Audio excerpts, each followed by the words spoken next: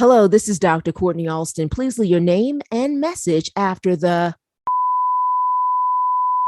Well, just kidding. Kinda.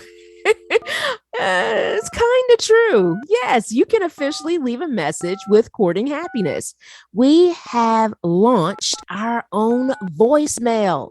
We have liftoff, and I'm so happy to share that with you. You can leave a message about how the podcast has helped you, or share a question, pitch a future topic, or simply tell us that we're doing a great job. We would love to hear that, hear from you, and much more. Grab your phone, laptop, or your tablet and leave a message right now. Go to our website at drcourtneyalston.com/voicemail. That's drcourtneyalston.com/voicemail. So let's get back to the podcast.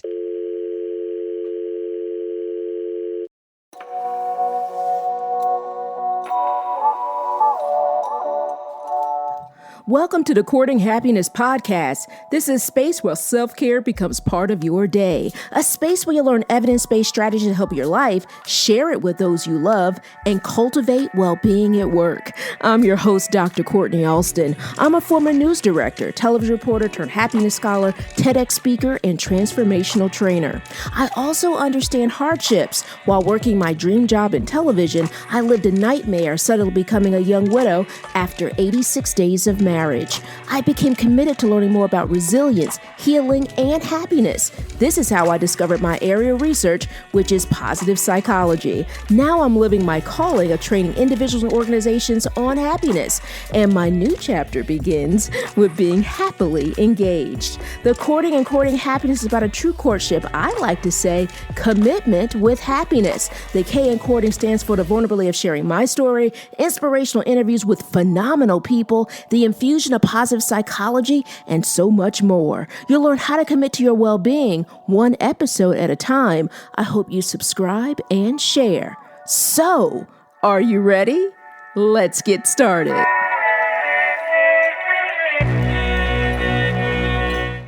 Welcome to episode 66. I'm Dr. Kourting Alston. Thank you so much for joining us. Happy holidays to you. I'm so happy that you're here. Well, the holidays, it can be fun, but it can also be stressful. On top of that, the new year is approaching, right? So you're talking about goals and resolutions. You might be thinking about how to live more mindfully. No matter where you are or what you're thinking, we have an expert that will take you from chaos to calm. Erin Copeland is a former conservation scientist turned human potential coach, NeuroMeditation teacher, and sound healer. Holly will share a 10-minute best life hack to create a clear and awakened mind. She guides us out of the muddy waters of the thinking mind to live in flow joyfully and effortlessly from your own inner compass.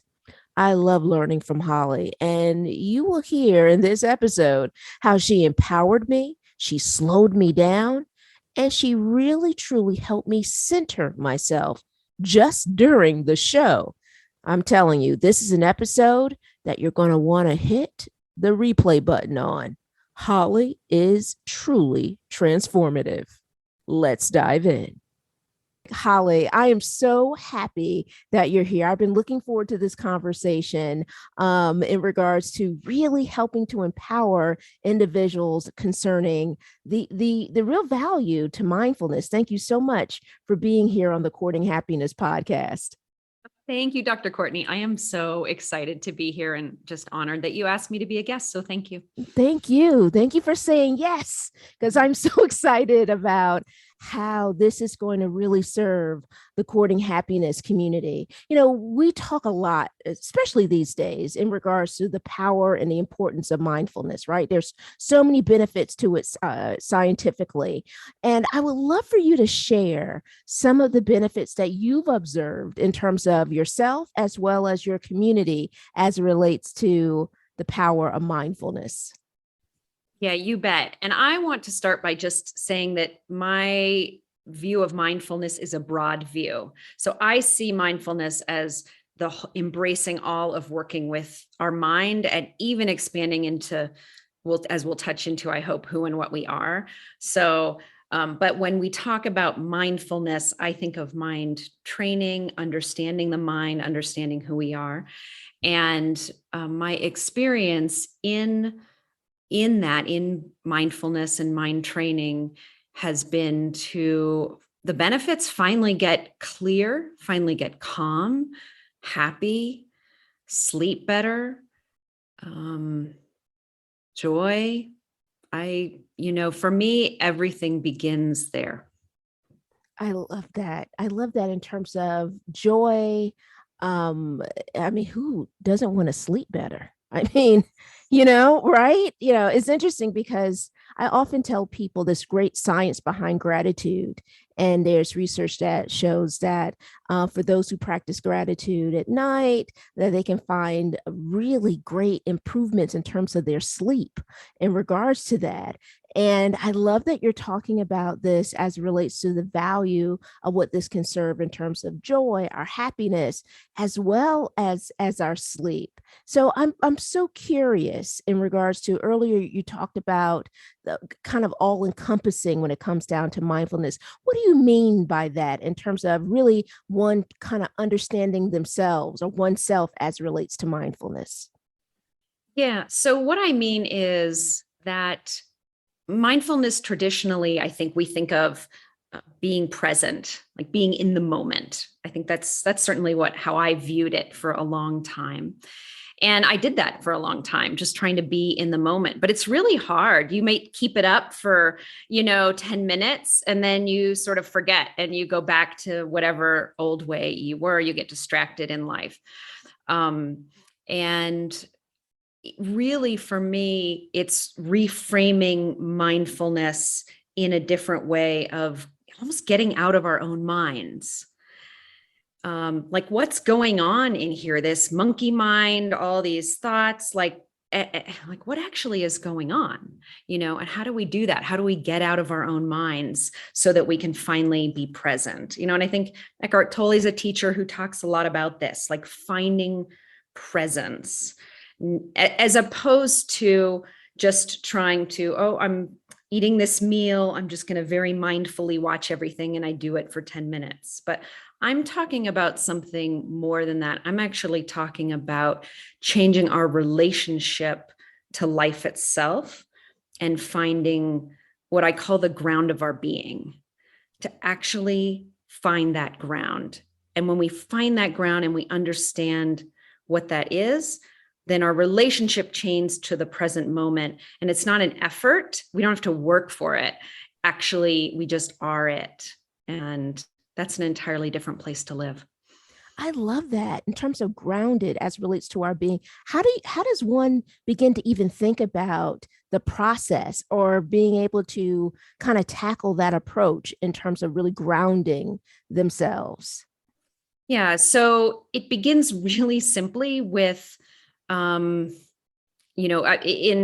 some of the spiritual traditions, we would call this the who am I question, like, who actually am I? So kind of going back to that. But actually what I like to do is just take a more simple approach and just notice your experience, like right now as you're listening. So there's information coming to you. So there's the things you see, there's the things you hear, there's sensations coming to your body. There would be tastes in your mouth if you were eating. And so actually there's all of that can be made up in like 7 things, right? Because we see, we hear, we sense, we taste, we smell, and then also our thoughts and our feelings also. I'm going to include those for a minute. So that is all information that we're taking in, and it's coming to this something that knows all these things. We could call that the subject, and everything else is an object in our reality. So the first thing we do is we start to understand that there's a subject, I, relating to the world of objects, including thoughts and including feelings. And So if you just, as you're listening, you feel that, you say, oh, right, okay, information is coming to this I. Well, what is this I? Okay. And we start to feel into that presence that is I, and notice that this I presence is here before any of these objects come.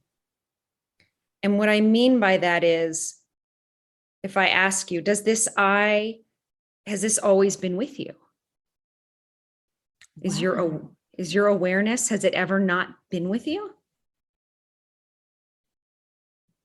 And I'm processing that as Holly is sharing that with me, as my awareness not been with me, allows me to really kind of center myself, to really begin to see if my awareness has been with me, or a moment that I may not have felt my awareness before, but it really keeps me centered in regards to myself. Right. Love that. It's interesting, Holly, as you're sharing, you mentioned Eckhart, who I value. Gosh, I value his work. He is just incredible. And for those of you who may want to know more about Eckhart, I will have information on Holly's episode page for you to learn more. He is someone that my therapist will bring up during sessions, and when we're talking about the importance of thinking mindfully and what that looks like. And I love the fact that you're talking about that level of being grounded, but then also thinking about really kind of posing questions as it relates to, for us, to help us center ourselves. How important is the process of being mindful, but being also mindful as it relates to kind of positioning yourself, of asking the right questions, or just questions in general, to kind of help us center ourselves? Well, the great tradition, for example, of Avita asks the question, who am I, as a way to center ourselves. And so in that tradition, we go into a personal exploration to understand this ground of our being. But the difference, Dr. Courtney, is that we're not doing it, it's not a belief. When I ask you that question, what's your experience of this subject? Has it always been with you? I'm not asking you to go look it up in a book. I'm asking you to reference your own experience. And it's this experiential understanding that is the key. It's for you to discover for yourself, oh, right, this I has never left me. It's always been here. And if I ask you, okay, has a thought that you've ever had ever stayed? Mm. And you reference your own experience and you discover, like if I ask you now, what's the answer? Like, what have you ever had a thought that stayed? I have. You've had I've a had. thought that stayed in your, that I've ha- never left your being? Actually, I've had. If we're looking at it as a wave, right? Mm-hmm. But if I were to look at it in terms of the question, in terms of if it ever did leave my being, it has left my being, right? Because if I see seeing it as a wave was me also processing how at one point I've had thoughts where I've ruminated over things. But you're absolutely right in terms of, has it left my being? Yes, it has left my being. Eventually, in terms of that, literally that wave, it begins to almost, actually, when I think of it visually, it begins to go ashore. So it's like they arise in our awareness or the I-ness, and they dissolve just like a wave back into the ocean. And that actual analogy of oceans and waves is used in like the Vedic traditions as a way to describe our experience of I-ness or awareness, that things, objects are arising like a wave and they're disappearing. But what that means is that, for example, we aren't our thoughts fundamentally. We can't be, because they don't stay. And yet sometimes our experience of being a human being, we're so fused to our thinking that we actually confuse our own selves for a thought. And for me, this radical understanding that a thought is just a thought, but I'm not my thought. I'm simply that which is aware of a thought. And that creates distance with our thoughts and our ability to see them as just information that's arising in the screen of awareness, in the ocean of awareness, and information that will go back in, sink back into awareness. And so that fundamental understanding of thoughts, for me, gives them much less power, much less grab. I can be like, oh, it's just a thought. It's not actually me. I think we confuse our fundamental being for thoughts all the time. I think that's one of the primary mistakes that has led Western society, Western culture into such mental madness. I think therefore I am by Descartes is probably the greatest misstatement ever made.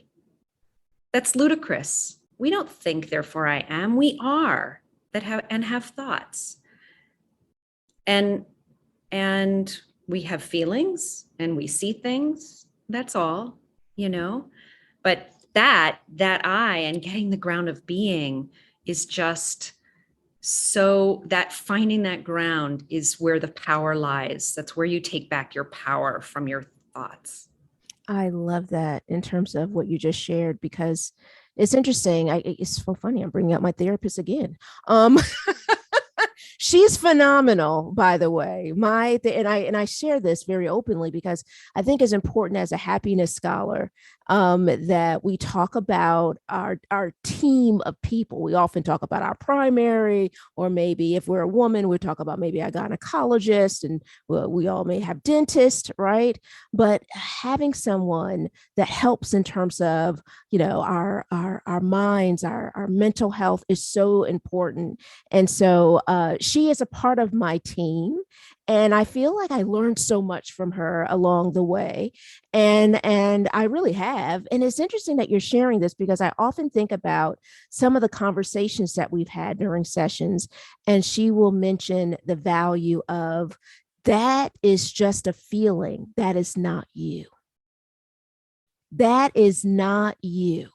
And it allows for me to not own it and say, oh, that's all me. This is, no, she goes, no, that is a feeling. And then we also separate quite a bit in regards to the ego, right? In terms of if, oh, well, no, that's not you, that's the ego. And so I love what you're sharing, because it speaks to this real, true understanding of oneself and what that looks like in terms of, as you mentioned, having that feeling, but not having to say, wait, no, I'm not my feeling. Because that is very powerful. Exactly. When you understand that you're a powerful, whole, complete being, having an experience of anger or having an experience of sadness, then yeah, it's so, so powerful. Then we get to choose what to do with that piece of information. We can work with it. We can ignore it. It doesn't invalidate any of it, but we take back our power when we recognize that. I love that in terms of taking back our power.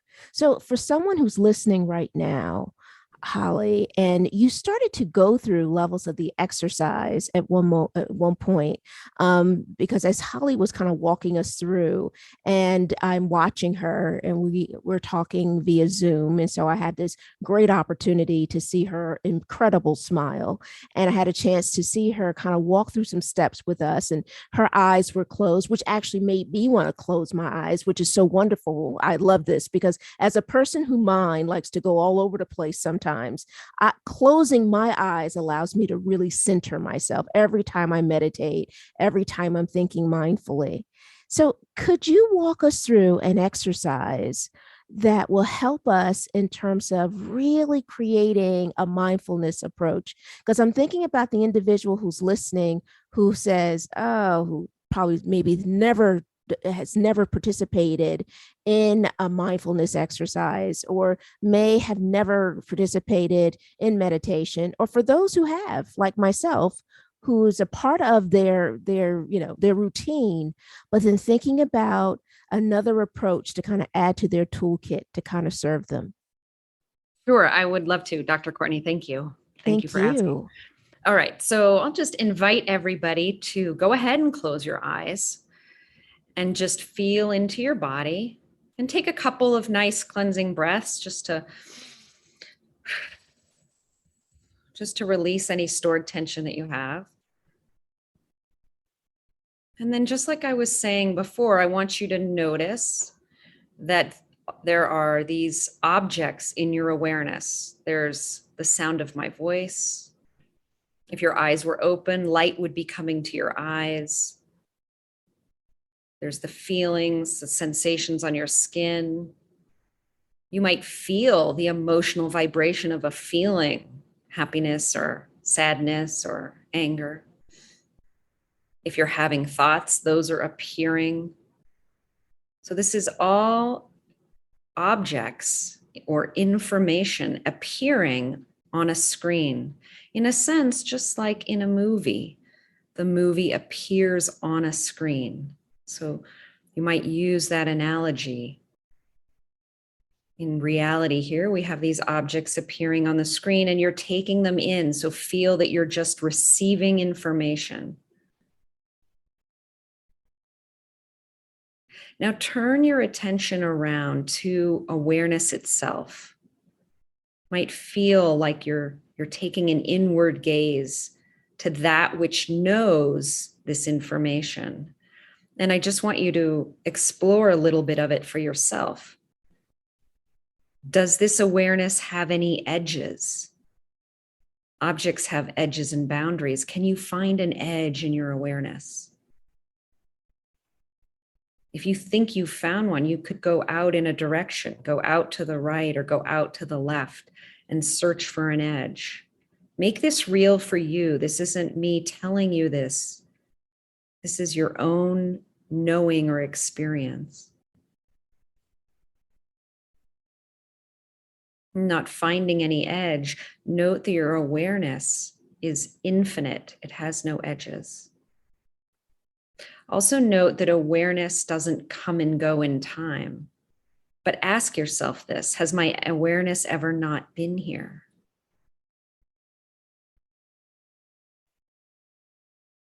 So awareness is unbounded and it's not bounded by time or space. And then ask yourself, does awareness have any opinions about the objects?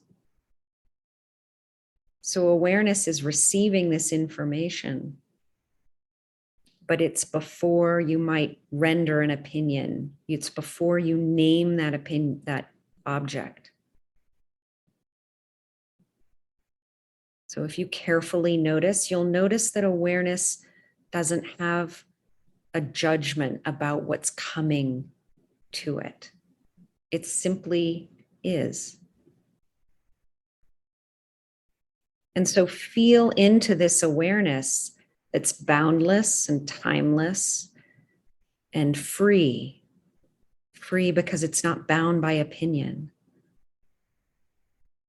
Feel into this as the essential knowing of your own being, the ground, as it were, that if everything else in your experience dropped away, that you were born fresh at this moment and you knew nothing about the world, that this awareness is here, open and free. And also notice in this awareness that there's a quality of positivity, that it's like light. There's an essential goodness here that is at the ground of everyone's being. And just let this sink in. as the knowing of who and what you really are before you are colored by experience.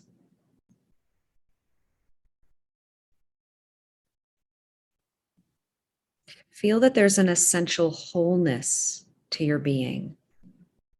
The ground of your being is essentially whole and complete. That there's nothing to fix in the ground of your being.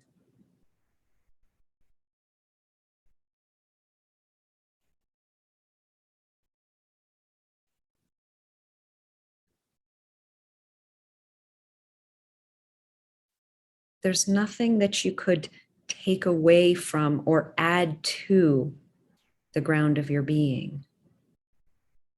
So notice this ground of being is essentially unchanged. So just imagine for a moment when you were a little child. Does it not feel like this same essential being is the same being that's been with you your entire life? That's because it has. There's an unchanging quality here. No harmful thing that's ever happened to you or good thing can change this essential nature of who you are. So there's a freedom in that.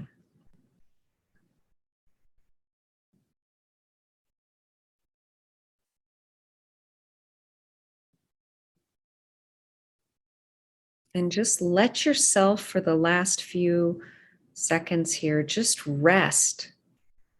Maybe even for the first time in your whole life, in this knowing that the ground of your being is already perfect. It's already whole. That you could come back to this ground of being at any time. And what would it be like to live and talk and interact from this essential wholeness of who and what you truly are?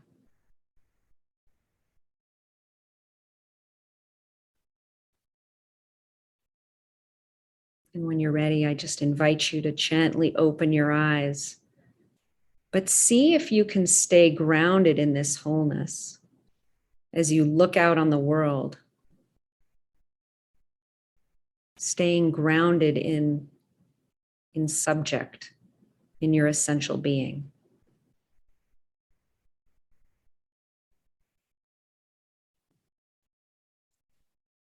Holly, that was so powerful. So powerful. You know, I am feeling so centered. I also feel a level of peace. As I begin to talk to you more after really this incredible transformative exercise, I begin to feel lifted. It's interesting. Even the few moments that we just spent, I have a level of clarity. I also feel so powerful. So it's amazing how stillness can help us really find our power. And mindfulness allows us to go back and to really, as you mentioned earlier, in terms of tapping into who you are, who you are. And so thank you so much for that powerful exercise. For those of you who are listening, I often listen to my podcast in my car. If you're listening in your car and could not participate, please, this is a podcast episode.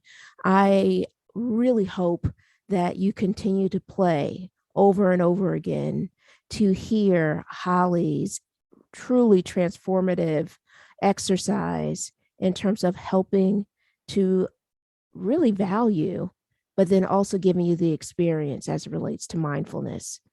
I just can't say thank you enough, Holly, for that just incredible exercise. Do you often see people like myself respond to it this way? Or what has some of those responses been? Yeah, thank you.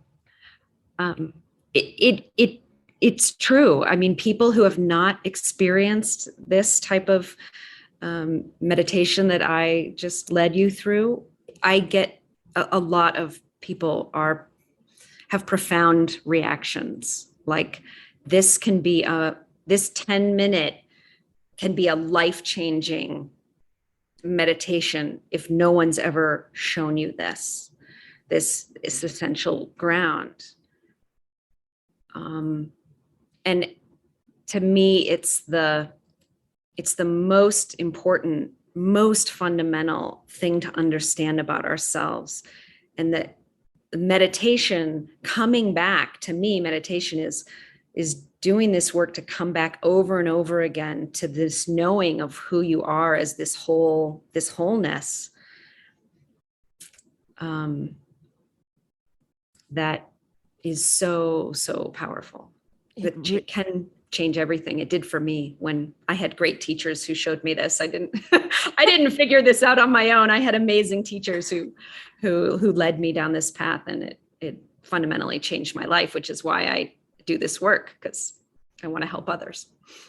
It is interesting because every time I go through a transformative meditation, and I felt this way with the exercise that we just did.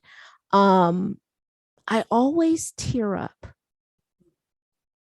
There's never a moment, I'm learning that now. I'm like, oh, here's a pattern here. I actually I started crying, tearing up a little bit, both sides of my in terms of my eyes. And I will share this experience. I guess now a few months ago, I did a speaking engagement where I was the keynote, and I talked about well-being and what that looks like. And then I had a chance to moderate a panel and for us to kind of build this conversation as relates to meditation. But there was a woman who started us off with a really strong, like yours, mindfulness exercise. And I left that and I thought to myself, wow, you got to pull it together. You're about to be the keynote, Kourting. Pull it together, but it centered me so that as it just as like yours just centered me, that I'm like, wait a minute, I'm hosting a podcast, but I wasn't there anymore. I was literally at the edge. I was there with every visual you shared. I was there with every word you spoke. My whole soul, my whole spirit was there, was following. And I think that's one of the values that I love so much about mindfulness and meditation. And I say it this way because we're going to talk in a moment about when you were talking about mindful eating and so forth. We're going to go into other examples of it. But I really feel like I am back at one when I am doing it. And so thank you so much for, again, making me really feel back as it relates to centering myself. Such a powerful, powerful exercise. So I often talk about the importance of the science behind mindfulness. And I often have shared with people during either training and speaking engagements, the power of meditation, also the value of sitting mindfully and eating mindfully. Tell us what that looks like in terms of for us to be able to, I loved how you mentioned Eckhart at the beginning, but what can we do to really start to create some more mindful approaches, which habits that we may already have, but now we're going to do them in a more mindful way? Yeah, sure. And can I comment on one thing that you said earlier? Because I just can't Absolutely. resist.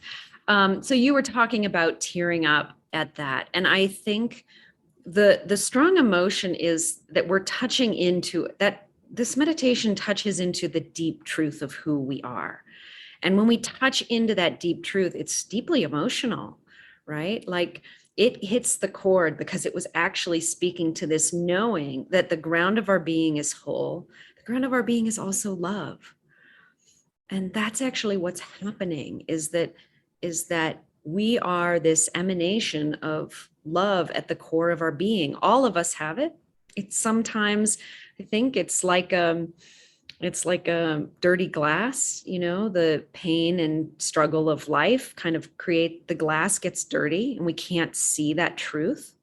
But sometimes somebody points to that truth and it reminds us, and then the glass clears suddenly. And, and it's so emotional and powerful and beautiful. So I just love what you shared. So thank you. No, thank you so much. And now I'm having this visual of the glass because Yeah. that is so profound in terms of that. I love that. I really just treasure the work that you're doing. Well, So I'm so curious because I'm so super excited because Holly is here and she's already empowered us so much in terms of this podcast. But I can't help but to want to learn even more about about Holly and her incredible expertise.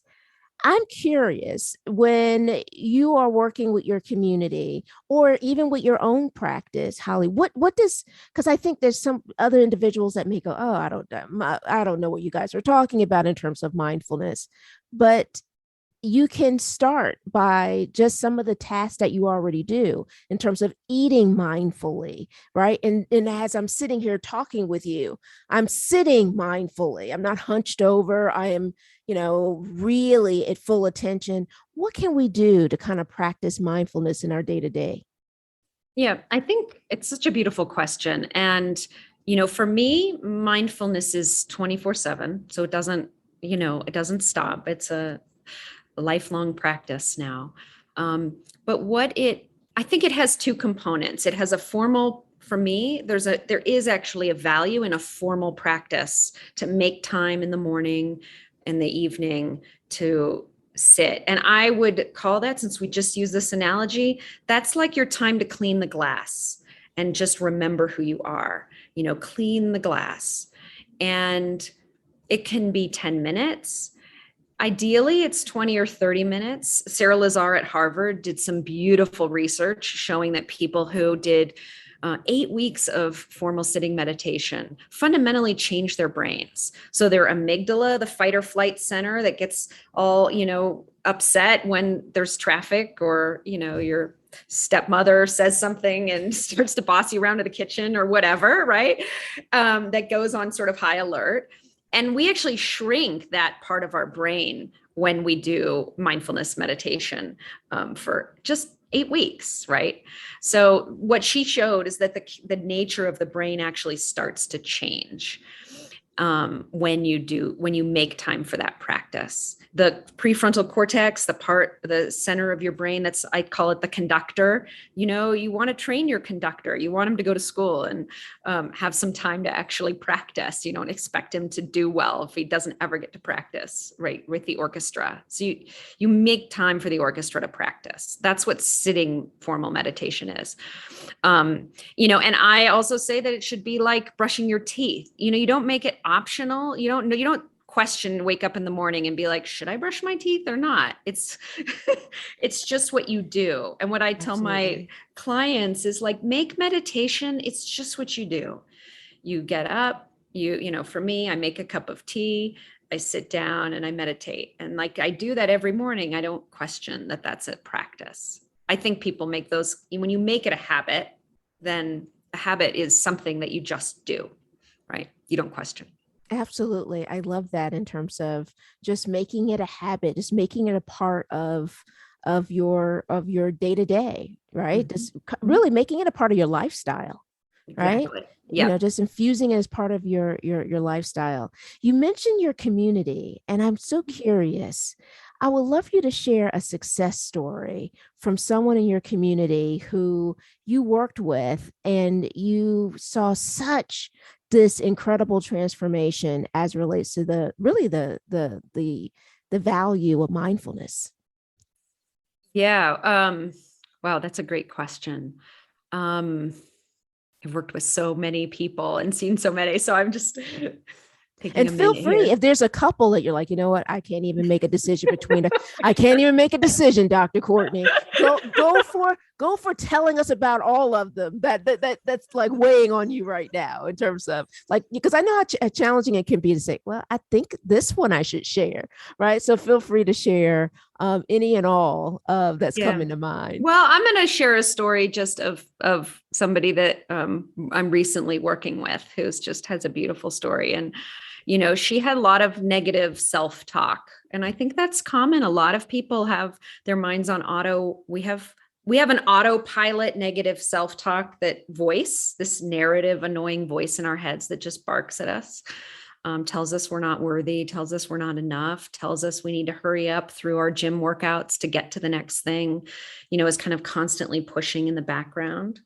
And, meditation has really helped her. But also this finding the ground of your being and then shifting to a new view.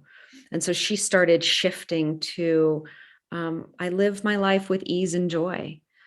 And just started practicing every time. This is a different view on mindfulness, but I think it's very relevant. What we did was she just took a whole day and said, I am just going to do this experiment. And my mantra, mantra is a type of meditation. I live my life with ease and joy. And what she said was, it's so interesting because the voice, she wasn't asking the voice actually to go away. She was just choosing this view of I live my life with ease and joy. And she said she had she said, I didn't realize that I could actually go through an entire day in joy. I never even thought that was possible. Wow. Yeah. And her mantra, say it one more time. I live my life with ease and joy. I live my life with ease and joy. And she did that for 24 hours and saw such a shift in regards to her day and thought pattern. Right? Yep, exactly. And she said, yeah, and this is a person who was a very, very difficult, lots of difficult childhood stuff. And she said, I thought that I had to do a lot of therapy to kind of make those voices go away so that I could be happy. And just like the sign that I see behind you, choose happy, it was like choosing actually to put in a different program into the narrative. I live my life with ease and joy. And I'm not making those voices go away. They could actually be here and coexist, but I'm just refocusing on a different outcome. And it fundamentally changed. She had one of the most profound days she said she's ever had, just doing that one thing. Wow, that is just so powerful. And I love the fact that how transformative it was as it relates to her. It is really something for all of us to be inspired by in terms of valuing really valuing the mantra, right? Or valuing our own mantra. It's interesting. As I'm sitting here talking to Holly, I just got a text that went through because, your computer just lets you know everything. And it's interesting. The person who just texted me is a dear friend of mine who is known for her meditation that she's actually facilitated within her organization. Is extremely popular. People are showing up during breaks for her meditation. And I love the fact that she often shares mantras. And this is such a powerful way in terms of really valuing the importance of what we're saying to ourselves, right? How we're communicating to ourselves. And then also the real power and the value of the mantra, which I'm so glad that you shared with us, because as you mentioned, is another form of being mindful. And I think it's also another very important form of being mindful, especially for those depending on where they may be as relates to kind of introducing mindfulness in terms of their life. And so I love that you've given us so many great examples here. And so this is the part I hate. because this is the part. I say it so often because I don't enjoy wrapping it up, but I'm excited about how this is going to be the beginning of us in terms of Holly, you and I connecting and sharing more information. You are just phenomenal. So for those who are listening, who are saying, you know what, I want more of these powerful tools. I want more of these these really powerful meditations facilitated by Holly. Where can they find you? Thanks, Courtney. I know I'm sad too. I could talk to you for hours. I feel like I always need a parent during my interviews, Holly, because I'm like, do I really have to wrap it up? Like, Totally. Yep. Yep. So you can find me at heartmindalchemy.com. And I have on there, you'll find a link to meditations. I have an insight timer channel. And I have, I don't know, 15 or so meditations, many of them similar to what I guided today, but different and longer. And Insight Timer's free. I also do one weekly, mostly not during the holidays now, but weekly live meditations on Insight Timer as well. And a number of articles that I've written about this approach and my view on, as I said, a clear awakened mind is closer than you think, which I really, it's not a belief, it's my experience. I love it. And we will have all of Holly's information, her transformative information on her episode page. So this is a question I ask everyone, at every guest that has been a part of the Kourting Happiness podcast, because Kourting Happiness is all about committing to one's happiness journey, committing to one's well-being, right? In terms of understanding the value of well-being. And so because you are just incredibly transformative, Holly, from your mindfulness approaches to how you serve your community, how do you go and really commit to your well-being or your happiness journey? That's such a beautiful question.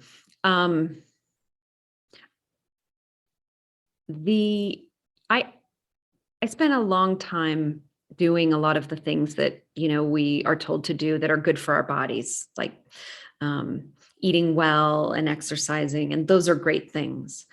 But going within and taking the time to actually explore your mind and train your mind, which is really what meditation is, but that inward path to go within and begin to really work with your mind and take that seriously like you would take going to the gym or eating healthy food, and learn about, there's so many types of meditation and meditative traditions, and different ones resonate with different people. And so you can go across the world, and whether it's Zen or Buddhism or more Western forms, mantra, there's so many types. But to take that inward journey and working with your mind seriously, I think is the most fundamental part of well-being.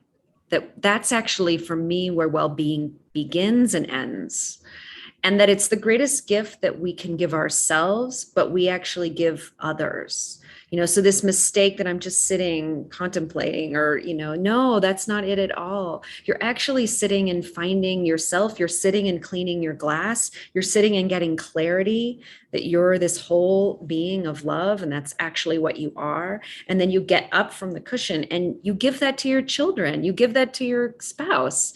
That I'm not coming from a place of lack. I'm actually coming from a place of wholeness. And my interactions aren't about needing something from somebody else, but actually let's relate and let me share the love of my being with you. And you need to go on this inward journey is where you find that. You don't find it out in the external world. That's where we've all been looking, and that's where we've been missing. So we have to come home to ourselves in order to find what we're looking for. I love that. We have to come home to ourselves to find what we're looking for. Holly, thank you so much for being that lighthouse to really take us home to ourselves I truly appreciate all your time, your support, and your transformative wisdom today. Thank you so much for being on the podcast. Thank you so much, Dr. Courtney. It's just been a pleasure being here. Let's continue this conversation online. Email us at podcast@drcourtneyalston.com. That's podcast@drcourtneyalston.com. Join us on Instagram at Kourting Happiness. Don't forget, that's courting with a K. Also, I hope you join our private Facebook community. You can find us at Kourting Happiness Podcast Community. Our private Facebook group is a safe haven to share, meet more people looking to build positive relationships, focus on well-being, and create a happier life. Now, are you ready to spread happiness? We hope you subscribe and share this podcast with your family, friends, coworkers, and all the important people in your world. We release a new episode every Thursday. Congratulations on your continued commitment to your Kourting Happiness journey. Thank you so much for listening. We want you to be well, be happier, and be kinder to yourself. We can't wait to see you next week.